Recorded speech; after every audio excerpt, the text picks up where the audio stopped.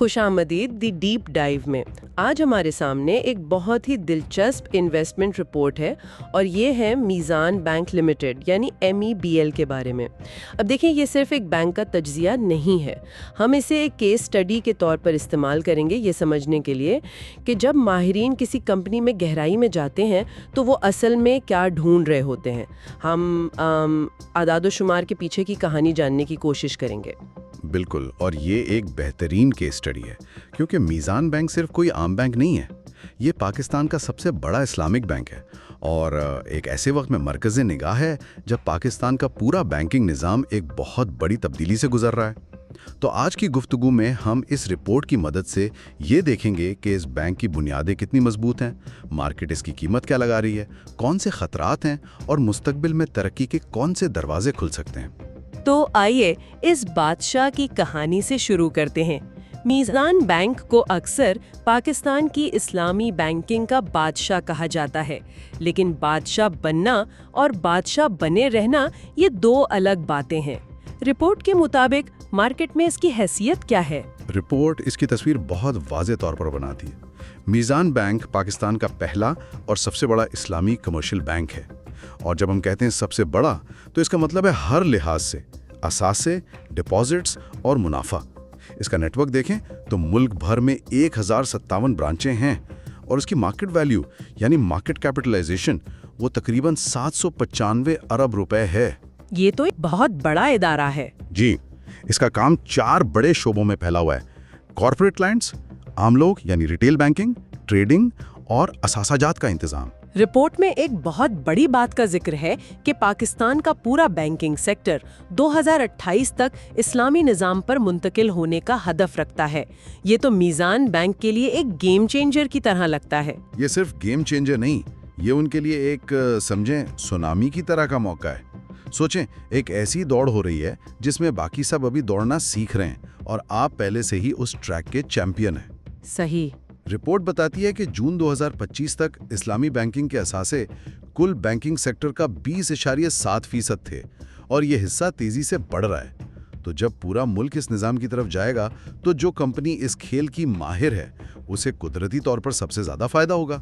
تو یہ میزان کے لیے ایک غیر معمولی ترقی کا راستہ کھولتا ہے۔ بالکل ٹھیک ہے، تو ہم نے یہ تو سمجھ لیا کہ میزان ایک بہت بڑا کھلاڑی ہے اور مارکیٹ کا رجحان بھی اس کے حق میں ہے، لیکن ایک بڑی کمپنی ہمیشہ ایک اچھی سرمایہ کاری تو نہیں ہوتی۔ اس کے لیے ہمیں اس کے انجن کو دیکھنا ہوگا، یعنی اس کے اعداد و شمار کو۔ اور رپورٹ میں ایک عدد ہے جو سب کی توجہ کھینچ لیتا ہے۔ پچھلے ایک سال میں اسٹاک کی قیمت میں 98.1% کا اضافہ۔ میرا مطلب ہے یہ کوئی معمولی بات نہیں ہے، یہ تو ایک راکٹ کی طرح اوپر گیا ہے۔ جی، یہ عدد واقعی حیران کن ہے، اور اس راکٹ کا ایندھن اس کی غیر معمولی منافع کمانے کی صلاحیت ہے۔ آئیے اس منافع کی مشین کو 3 حصوں میں توڑ کر سمجھتے ہیں جو رپورٹ میں بیان کیے گئے ہیں۔ سب سے پہلا اور اہم ترین پرزہ ہے ROE یعنی ریٹرن آن ایکویٹی۔ ROE یہ ان ٹرمز میں سے ایک ہے جو بہت سننے کو ملتی ہے، لیکن بہت سے لوگ اس کا مطلب ٹھیک سے نہیں سمجھتے۔ اسے آسان بناتے ہیں۔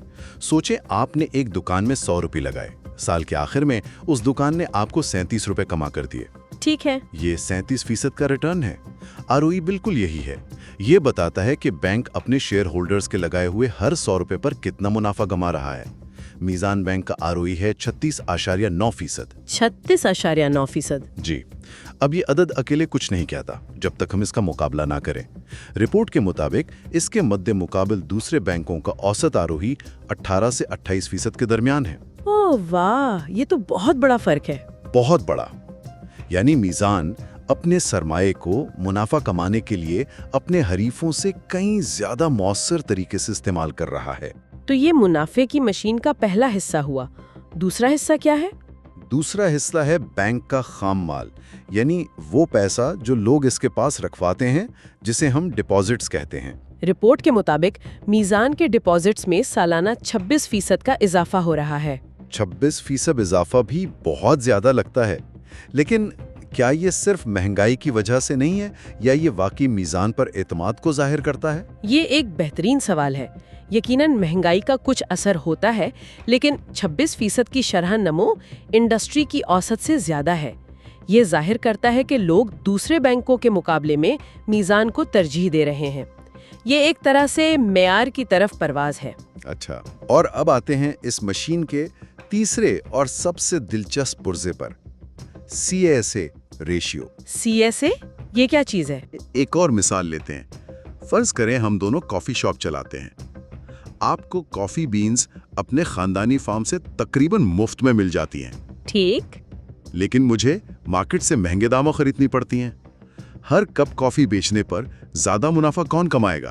ظاہر ہے میں کماؤں گی۔ بالکل۔ بینکنگ میں کاسا یہی کام کرتا ہے۔ یہ وہ ڈپازٹس ہیں جن پر بینک کو یا تو کوئی سود نہیں دینا پڑتا، یعنی کرنٹ اکاؤنٹ، یا بہت کم دینا پڑتا ہے، یعنی سیونگ اکاؤنٹ۔ رپورٹ کے مطابق میزان کا کاسا ریشو ہے 94%۔ 94%؟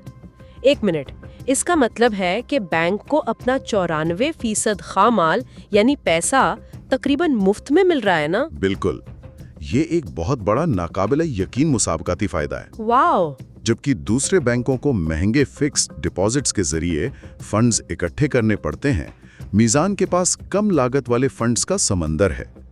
تو جب آپ ان تینوں چیزوں کو جوڑتے ہیں، سستا خام مال، اس مال کی بڑھتی ہوئی سپلائی اور اس مال کو منافع میں بدلنے کی ایک انتہائی مؤثر مشین، تو آپ کو وہ 98% کی کارکردگی کی وجہ سمجھ آ جاتی ہے۔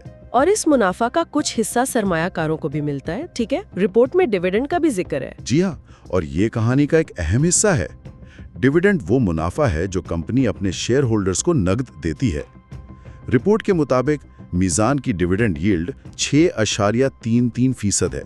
یہ سرمایہ کاروں کے لیے ایک مستقل آمدنی کا ذریعہ ہے۔ اور یہ اس بات کا بھی ثبوت ہے کہ کمپنی صرف کاغذوں پر منافع نہیں دکھا رہی، بلکہ حقیقی نقد کما رہی ہے۔ بالکل، اور اسے اپنے مالکان یعنی شیئر ہولڈرز کے ساتھ بانٹ رہی ہے۔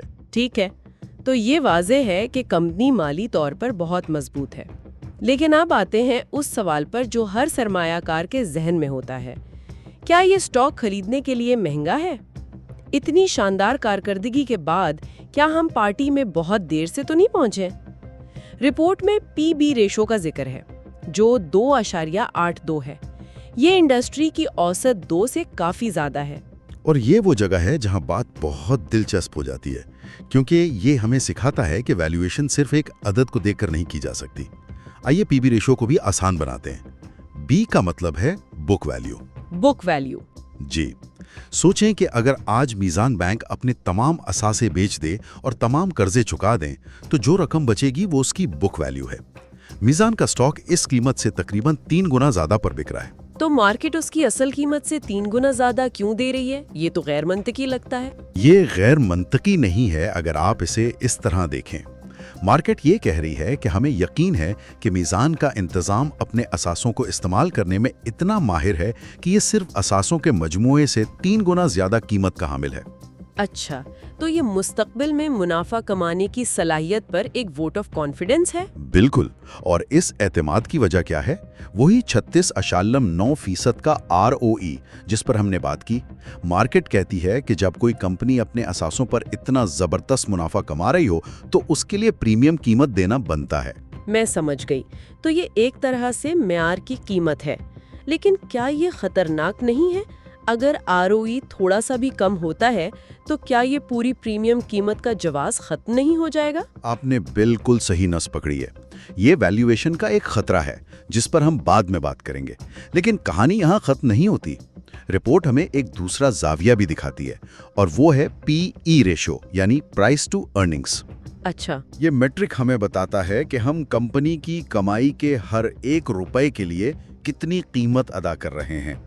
میزان کا PE ریشیو 8.5 ہے، جبکہ انڈسٹری کی اوسط 10 ہے۔ تو اس میٹرک کے مطابق اسٹاک نہ صرف سستا لگتا ہے بلکہ اس میں اضافے کی گنجائش بھی نظر آتی ہے۔ جی، یہ تو بڑا تضاد ہے۔ ایک میٹرک کہتا ہے کہ اسٹاک مہنگا ہے اور دوسرا کہتا ہے کہ سستا ہے۔ ایک عام سرمایہ کار اس کا کیا مطلب نکالے؟ اس کا مطلب یہ ہے کہ سچ کہیں درمیان میں ہے۔ یہ ظاہر کرتا ہے کہ ویلیویشن ایک آرٹ ہے، سائنس نہیں۔ पीबी हमें बताता है कि हम बैंक के असासों के लिए प्रीमियम अदा कर रहे हैं, जबकि पीई हमें बताता है कि हम उसकी मौजूदा कमाई के लिए रियायत पर खरीद रहे हैं। तो एक समझदार सरमायाकार दोनों को देखता है। जी, और ये नतीजा अख्ज़ करता है कि स्टॉक मुनासिब कीमत पर है, खास तौर पर उसकी तरक्की के इम्कानात को देखते हुए। ठीक है, तो अब तक की तस्वीर बहुत मुस्बत लग रही है, लेकिन हर कहानी के दो रुख होते हैं। यकीनन सब कुछ बेहतरीन नहीं हो सकता।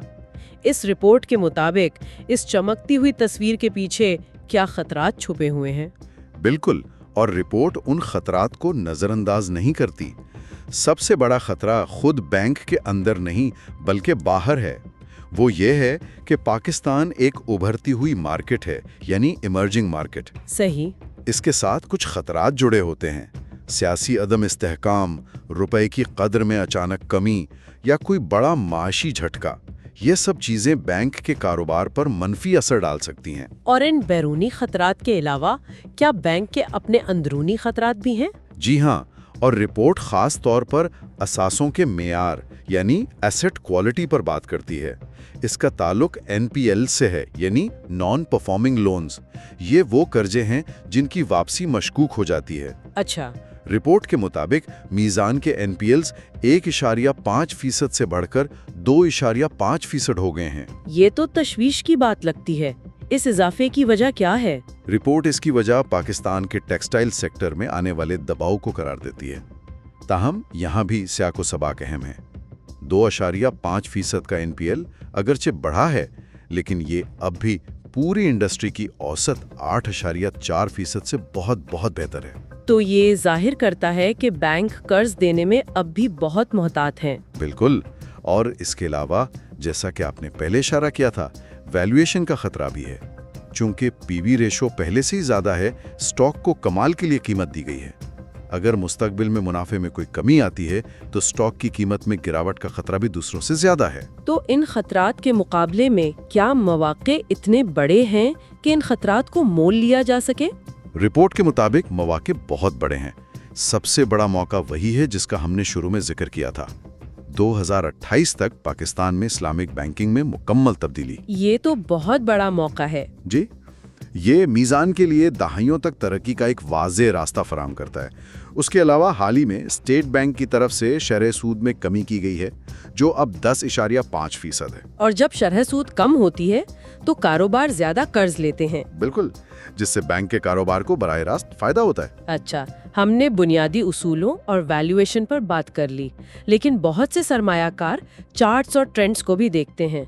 क्या रिपोर्ट तकनीकी तज्जिए के हवाले से कोई इशारा देती है? क्या स्टॉक की रफ्तार इस वक्त मजबूत है? जी, रिपोर्ट में उस पर भी एक हिस्सा है। टेक्निकल जबान में रिपोर्ट कहती है कि स्टॉक की कीमत तमाम बड़ी मूविंग एवरेजेस से ऊपर ट्रेड हो रही है। सादा अल्फाज में मूविंग एवरेज एक मखसूस मुद्दत जैसे 50 दिन या 200 दिन के दौरान स्टॉक की औसत कीमत होती है। तो जब मौजूदा कीमत इन तमाम औसत कीमतों से ऊपर हो तो ये एक मजबूत ऊपर के रुझान या अप ट्रेंड की अलामत समझी जाती है। ये तकनीकी तज्जियाकारों के लिए एक हरा झंडा है। और सपोर्ट और मज़ाहिमत के बारे में क्या? ये क्या लेवल्स हैं? ये भी बहुत अहम है। सपोर्ट वो कीमत की सतह है जहां खरीदार बहुत ज्यादा फाल हो जाते हैं और कीमत को मजीद गिरने से रोकते हैं। ये एक तरह का हिफाजती जाल है। अच्छा। रिपोर्ट के मुताबिक 430 रुपए के करीब एक मजबूत सपोर्ट मौजूद है। दूसरी तरफ मुज़ाहमत या रेजिस्टेंस वो सतह है जहां बेचने वाले हावी हो जाते हैं। ये एक तरह की छत है। मीज़ान के लिए 490 रुपए की सतह एक बड़ी मुज़ाहमत है, जो इसकी 52 हफ्तों की बुलंद तरीन सतह भी है। आखिर में वो सवाल जिसका सबको इंतजार है, इन तमाम तज्जियों के बाद रिपोर्ट अगले 3 महीनों के लिए क्या पेशिनगोई करती है? देखें, एक जिम्मेदार तज्जियाती रिपोर्ट कभी भी एक यकीनी कीमत नहीं बताती। सही। इसके बजाय ये रिपोर्ट इम्कानात की बुनियाद पर 3 मुमकिना मंजरनामे पेश करती है। पहला है बुनियादी मंजरनामा या बेस केस, जिसका इम्कान 50% है। इसके मुताबिक हदफ की कीमत 480 रुपए है। ये सबसे ज्यादा मुमकिना नतीजा है। जी। दूसरा है मुस्बत मंजरनामा या बुल केस। इसका इम्कान 25% है। अगर माशी हालात तवक्को से बेहतर रहते हैं तो कीमत 540 रुपए तक जा सकती है। और तीसरा? और तीसरा है मनफी मंजरनामा या बेयर केस। इसका इम्कान भी 25% है। अगर सियासी या माशी हालात खराब होते हैं तो कीमत 402 रुपए तक गिर सकती है। तो ये रेंज सरमायाकारों को एक हकीकत पसंदाना तस्वीर देती है कि मुमकिना फायदा और नुकसान कितना हो सकता है। बिल्कुल। ठीक है, तो आज की इस गहरी गुफ्तगू को समेटते हैं। अगर मैं इसे एक जुमले में बयान करूं तो ऐसा लगता है कि मीज़ान बैंक एक शानदार, इंतहाई मुनाफा बख्श कंपनी है जो एक बहुत बड़े मौके के दहाने पर खड़ी है, लेकिन ये एक ऐसे मोहल्ले में रहती है जो थोड़ा गैर मुस्तहकम है। ये एक बेहतरीन खुलासा है। इसकी अपनी कारकर्दगी बेहतरीन है, लेकिन इसे अपने माहौल यानी पाकिस्तान की मईशत और सियासत के खतरात का सामना है। तो सरमायाकार का फैसला इसी तवाजुन पर मुनहसर है। जी, कि क्या इस्लामी बैंकिंग का बड़ा मौका उन उभरती हुई मार्केट के खतरात पर भारी है? इस रिपोर्ट ने हमें आदादो शुमार की दुनिया की एक बेहतरीन सैर कराई है। और इसी पर मैं एक आखिरी सोच छोड़ना चाहूँगा। ये रिपोर्ट और ज़्यादातर मालियाती तज्जिए मुकम्मल तौर पर मिकदारी मैट्रिक्स पर मरकूज होते हैं। ROE, PE, Kasa. ये आदत शुमार गाड़ी के रियर व्यू मिरर की तरह हैं। ये बताते हैं कि हम कहाँ से आए हैं। सही। लेकिन सोचने की बात यह है कि आगे का रास्ता देखने के लिए कौन से मेयारी अवामिल यानी क्वालिटेटिव फैक्टर्स ज़्यादा अहम हो सकते हैं। जैसे कि ब्रांड पर लोगों का एतमाद या डिजिटल जिद्दत। बिल्कुल। या गैर मामूली कस्टमर सर्विस। जब 2028 के बाद इस्लामी बैंकिंग का मैदान सबके लिए खुल जाएगा और मुकाबला बढ़ेगा, तो क्या ये नर्म अवामिल ही असल फर्क पैदा करेंगे? ये वो सवाल है जिसका जवाब हमें आदादो शुमार में नहीं बल्कि बैंक की हिकमत अमली और विजन में तलाश करना होगा।